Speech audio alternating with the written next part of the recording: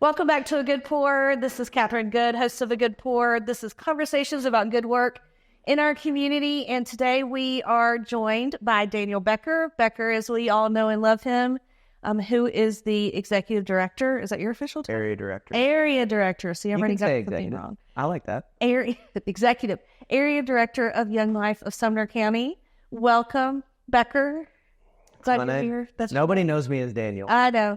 Except I think it's still Daniel in my phone. Yeah. Because that's what I originally put it in as. So My wife, my mom, and this one guy named Bill call me Daniel. One guy named Bill. Just a guy named Bill. Okay. None of the kids ever, I guess they all know you as Becker. So Yeah, everybody just calls me Becker. Well, tell me about Young Life. So Young Life is a relational ministry, something that I've been involved with now for, I was a Young Life kid back in high school back in 2002. So we're going on 22 years now of just being involved in Young Life in some way. But Young Life is a relational ministry. What we do best is we go to where kids are. The kids that we like to run after are usually the kids that are burned by the church, have never been churched, running away from the church, and we want to act like an arm of the church to bring back kids.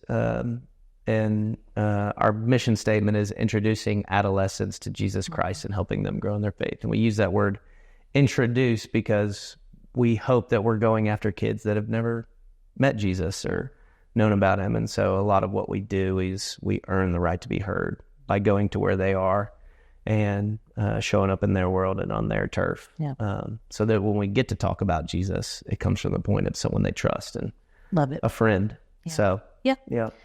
So Young Life's been in Sumner County for over 11 years this year. Yeah, we moved here in 2013 to start it. And you have been the head honcho since day one? Yeah, I don't know if I would have said head honcho day one because it was just me. Okay. I was the boss of myself. But yeah, we moved here and, there's a whole long story to how we got here. But this is a place that we had been praying for long before we had moved here. And there were other people in the area that were also praying for that same thing that we had never met before. Mm-hmm. And so we just asked the question, is there anything going on in Hendersonville, now Sumner County? And kind of God aligned those two things and brought us here in 2013 and grown a lot in the last 11 years. We started at one high school and now we're at 4. And we also have a ministry to teen moms called Young Lives, which is really, really, really great. It was just me that was on staff, boss of 1. Now we have 6 staff and 25 leaders, and it's grown a lot. And I've tried to screw it up a few times and just couldn't do it.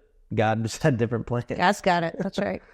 So outside of clearly bringing kids to Jesus, especially ones that may not have the opportunity. I like that you said people that have been burned by the church too, because that can be a generational thing, right? Mm-hmm. Where a parent is burned and then kids they almost inherit that, kind of feeling toward the church. So I love the way that you use that. But outside of that, and I can name one if you don't have some ready to go, but what do you feel like what is some good work that Young Life does outside of bringing kids to Jesus? Yeah, I think what we do best is we create community. And so one thing that I know kids love is a place where they can be with their friends. Parents like it because it's also a place where they can be with their friends. That also is an environment that points kids to Jesus. But pointing kids to Jesus, it's a welcoming environment. It's an environment that is inclusive. It's an environment where you can join and you don't have to believe in anything, but we're going to love you regardless. And in that, we get to eventually show you to Jesus. But I think another thing that I think we do so well is create a community among, we have volunteer leaders that are all adults in this community. And for a lot of them, they moved here not really knowing anybody, and they've gotten involved with Young Life. And because of that, they've been introduced to a community of believers that they would have never met before. And because of that, they've grown in their faith. They've met people that they are now really, really good friends with that they would have never met. But they're also challenged that, hey, I'm not just here for a transitional period of my life, but it's like I'm here for a reason. And so I think for a lot of our volunteer leaders, I think Young Life has been life to them, because they're not just, for young 20s and 30s, it's hard to maybe be in a place like Sumner County. Yeah. That's more a family or, kids driven, and they found a community where they can plug into. And Sure. And so I would say that's been and that's something that I'm really passionate about, because for me, when I was in college, I was looking for that community, and I prayed, and God gave me Young Life.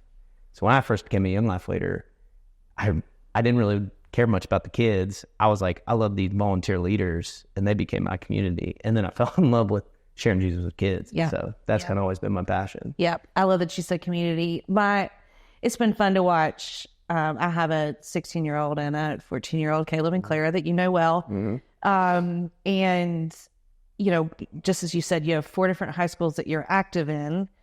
We have a couple more that don't have Young Life yet. Yeah. But it's been fun to see through camp and kind of area-wide clubs, them get to know kids at other high schools in a way that I don't think you would have. I mean, yes, they all know each other from Snapchat and, all the things, but they don't have that opportunity to really connect in person all that much outside of sports and social media. So I've enjoyed seeing that they know each other. I mean, that Caleb likes to come up with a girl from camp. I wasn't going to say it. We'll skip that. But camp crushes are real. Those are real. Camp crushes and spoons and all the things. They're all real. So it's been fun to see. Then they go to like homecoming with each other and proms and all the. So even if it doesn't, even if it's not a crush, it's been fun to see, relationships in other schools develop for both my kids already. I think it's hard to find people who are living for Jesus in high school. And for a lot of those kids, they're like, who in my high school? Yeah. Maybe not even so much they're following Jesus, but it's like they're fun to hang out with. And I want to, those are people that I want to be with. It's hard to find those people. And so when you get to find them, it's like, oh man. Yeah. So, I also love that you said, that kids that may not typically be in church. I know when I first got involved in Young Life, how did we meet the first time? Do you remember? Did I invite you on a good pour? Is that how? No, I think you called me up because there's no way you invited me on a good pour because good pour wasn't around. No, when we had coffee, you were one of my very first. That's right. When I did the old way. The old way, yeah. The 100 cups. Yeah, but I think I just started coming to a Young Life banquet, and you asked me to get involved. I think that's what happened, right? And Caleb had to have been involved with wildlife at that time, maybe. Yeah, maybe. I can't remember how you and I first connected, but when I started getting involved with Young Life and tried to get, Caleb was in wildlife, which is middle school, and try to get other parents involved. There was a lot of comments on, well, my kid says that the bad kids are the ones that go to Young Life. And I was like, amen, right? Yeah. Great, and so I love that we all need, there's a lot of kids that don't know church or are not in the habit of church. And that's one of the reasons I love Young Life. That I was, involved in Young Life some in high school. Mm-hmm. But it's been very important to me to see kids that may not just be invited to church, or even if they are invited to go into a small group and devotional and heavy Bible study. Like this is a totally different environment to introduce kids to Jesus. So those are my favorite parts, and I'm glad you already brought them up. Yeah. And I mean, even just like, when we say once you're someone's Young Life leader, you're always their Young Life leader. Just because we want it to last far more than high school. I think some of my biggest, things that I look back to, it's like the days where you're like, man, what am I even doing with my life? Yeah. You'll get a text from a kid that's in college. They're like, man, I would have never even thought about going to a Bible study in college, but I started going to your house, and it wasn't pushy. But it just let us ask questions. Yeah. And so I think if anything, it's a way for kids to be able to open up the door and go, is this something that I can run to? And so, yeah. So after 11 years, it's time for the Becker family to make a change. Do you want to talk a little bit about that? Yeah. I think, how do I want to talk about this? It's been something that this past probably year, I've been going through it for about a year of trying to figure out how I felt where I'm at in my life.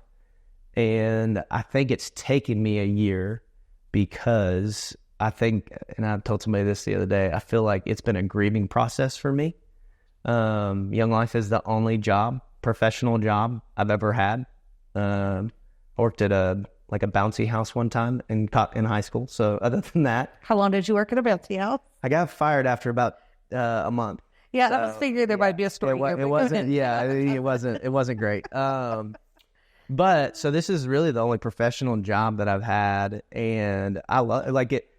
I'm not walking away because I am burnt out. I'm not walking away because I don't love kids anymore. It really has been something God is putting on my heart that says, hey, it's time. He calls us to stuff.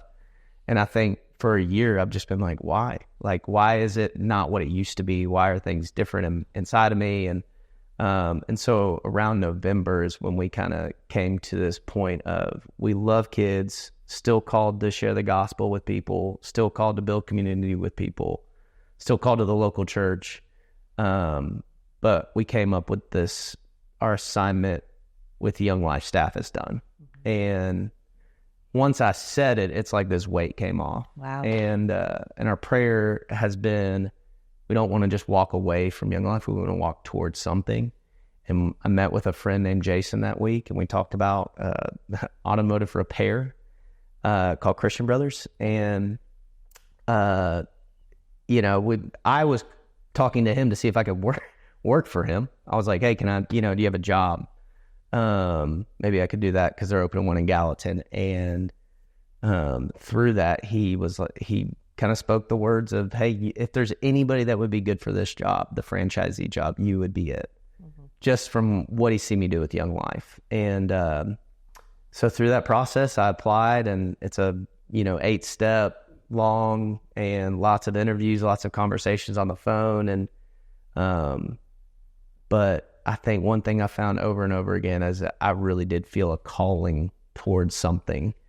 It's a Christian organization. One thing that we did in one of our interviews is we told our testimony. I mean, just really, really cool stuff. And I can't say enough about the brand, the people that work there, and even most of the people that I know that have been involved with Christian Brothers are just some really, really great people. Yeah. Matt and Lee Rooks in Hendersonville, and so this past week we got offered a franchise, and we'll be moving to Ohio sometime July or August. Congratulations. But it really has been, I really do feel, just by talking to franchisees and people at the home office I think God has been preparing me for this over the last 10, 11 years by being the area director here. Yeah. Dealing with people, building community, customer service, being out in the community, being part of the community, the fabric of the community. Leading a team. And so a lot of it has been,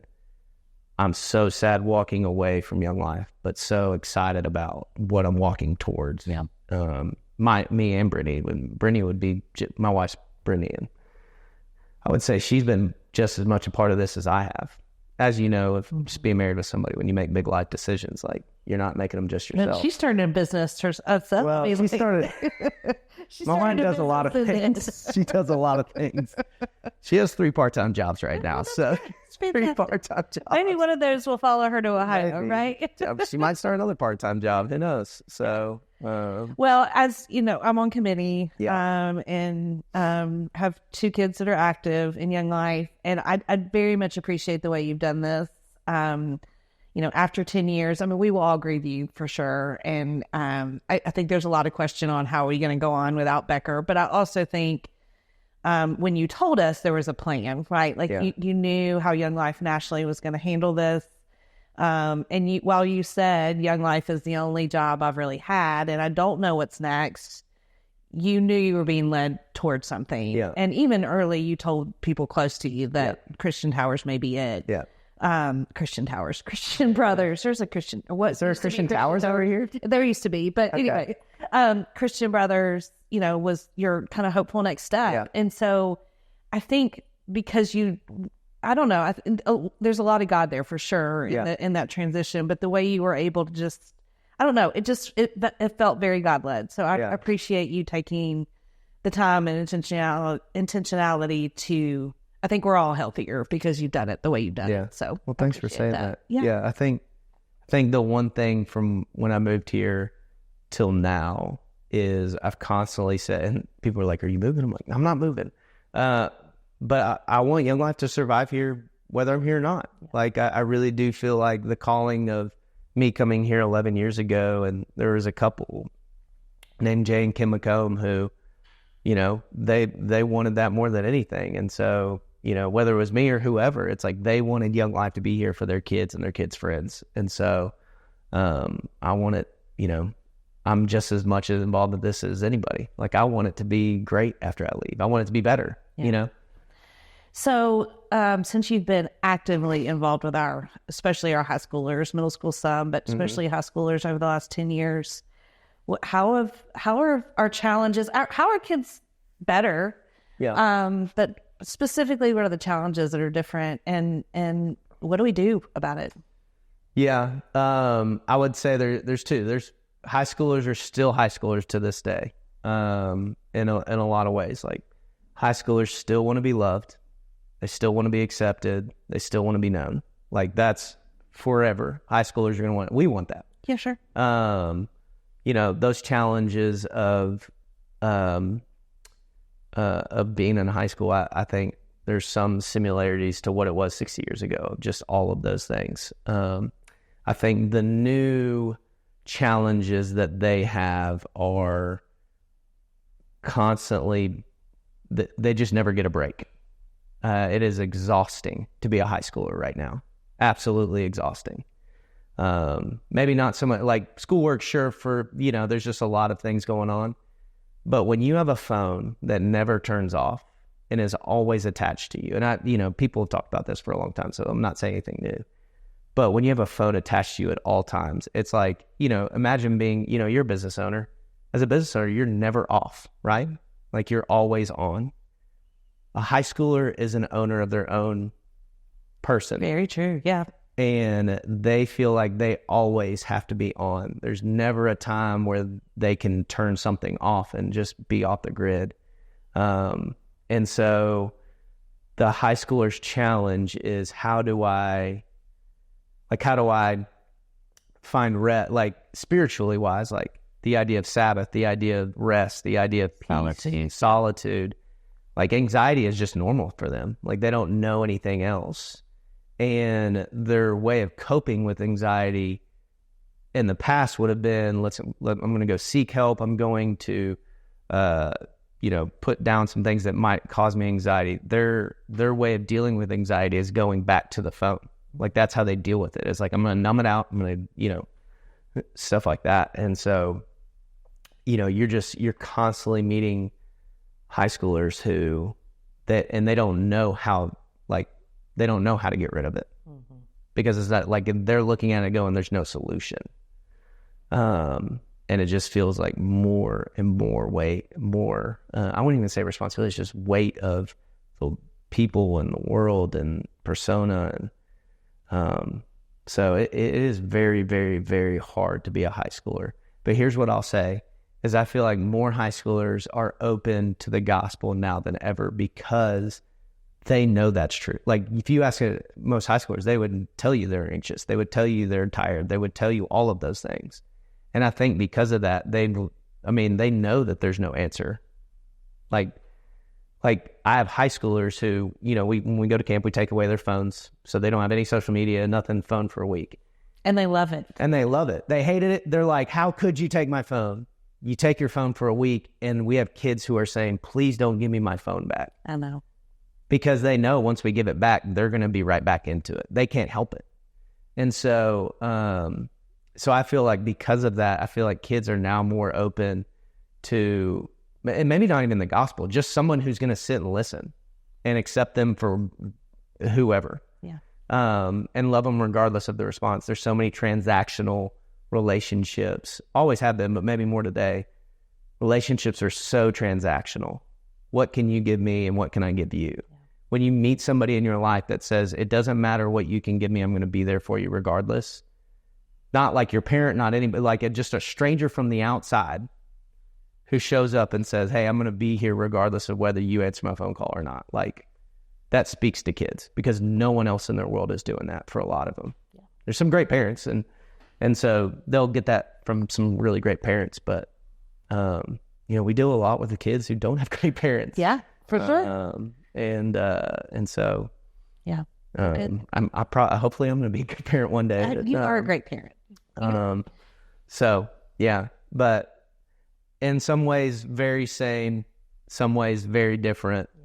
Yeah. But I think young life leaders have a unique opportunity now more than ever. Yep. So, you've been leading an organization for 11 years that's had tremendous growth, managing a team. Now you add in transition, which you've done well and continue to do well. But, when you start your day, what are your kind of habits to focus on good and positivity? And transition's stressful. Right now you don't know. Yeah. You're going to put your house on the market. You don't know how long it's going to take. You're going to have to find a place to live. Your kids are going to start new schools, all those things. So what's kind of some habits or principles that you kind of keep you grounded and focused on good right now? Well, I'm a morning person. So I wake up every day, every morning at like 5. And I go downstairs and I spend time with the Lord. Thankfully, I've got a great group of men that we're going through something together and have been for about a year and a half now. Okay. And I know that's one of the most important times for me during the day of spending time in the Word, spending time in prayer. A lot of times it focuses me back on what am I, when you hang out with high schoolers a lot of times you ask the question, what the heck am I doing with my life? Yeah. So it just reminds me of like, why are we doing what we're doing? And then I go work out after that and do CrossFit in town. And I will say that that's something that in ministry, you don't get to see a lot of the fruit. Like you pour and, you're throwing seeds and, watering, but sometimes a lot of times you don't get to see fruit. That might be years down the road. And so it's like, it feels like this never ending job. But I love doing things in my life where there's a start and there's a stop and there's a completion. And so there's things in my life that I put there to know that like I can do something, look back and go, that's done. I completed it. Cause that's good. Like I'm a task guy. Yeah. My wife will tell you, she gives me tasks. I'm like, I'll do all of them. If you just put it out there in the ether, it probably won't happen. So those are two things that like I wake up and try to do every day. That kind of help me put me on the right track. And then, throughout the day, I'm always, I would say I'm a professional meal getter. That's something that, just being in this town, meeting new people, meeting people that, you and me have lunch or coffee sometimes. And, I feel like, my role as an area director, at first it was like, I'm high school kids and building this up. A lot of times I feel like I'm a pastor to the town. Like, it's like, I want to be somebody in town that anybody can come to, cause I don't have a quote unquote denominational affiliation. I just love Jesus. I want people to know Jesus. And it's like, I'll sit down with anybody. And so I know in the times in my life and my times in the last, 10, 11 years, when I'm not meeting with people, those are times when things aren't good in my life. I'm a people person. And so I'm always getting breakfast, getting lunch, getting coffee, something like that. Because I just know that's how I'm wired. But I also know, like, I think that's what God's called me to, is a lot of times just be a listener and ask questions and be a pastor to anybody who God puts in front of me. Yep. Anything else you want to say? Oh, man. Sumner County is one of the best places to live. I want to get emotional. Shoot. I'm really going to miss living here. The generosity of the community, the heart that people have for people in this community. Doing what I do, I get to meet a lot of great people like you who just want to help. And, I've been the beneficiary of a lot of that. And Yeah, if anybody were to say, hey, what's a good place to go for anything, like Sumner County has got to be one of the top places in the world to live. And we're really sad, but the things that I've learned from people here and the generosity that I've seen from people, not just with money. I mean, yeah, people give a lot of money here, but just time. People give so much time and energy here. We're excited about being part of that in our next step. And we learned it because we lived here for 11 years. We learned how people who are really successful in the business world still give time, money, energy so that their community can be a place where people are flourishing. And so if anybody's listening to this podcast, move to Sumner County. And if you're here, never leave. Don't be an idiot like me. Well, I'm tremendously grateful for you for 10 years of pouring into our community. You are the pastor, the mayor. I mean, like, there's lots of words we could use for just how you've approached relationships in this county, poured into so many people. I mean, you've been here for 10 years, but we will see the fruit of all your work for decades to come. And I'm extremely grateful, what you've done for my kids, and directly and indirectly, just the relationships they have with their own young life leaders, and the camps and the experiences that they will remember for forever. So I'm also grateful, there's, in business, we see a lot of transition and succession planning, and some of it goes really well and some of it doesn't. And I just think you're doing it well. And I really appreciate it, because young life's important to this community. Yeah. And you are a big face of that. But I think just being on the inside, you are positioning it well for you to transition away from that and know that you did good and that good will last, but allowing somebody else to come in and do it too. And I just appreciate your leadership in this time from a community standpoint. And Ohio has a lot to look forward to, and a community that will be blessed because of your family. And I'm excited to see what's next. And you know that you are always welcome to come here. I have a basement if you need to spend the night. Perfect. I know a lot of people would offer the same, but we want to see you back, and we love you. Thank you.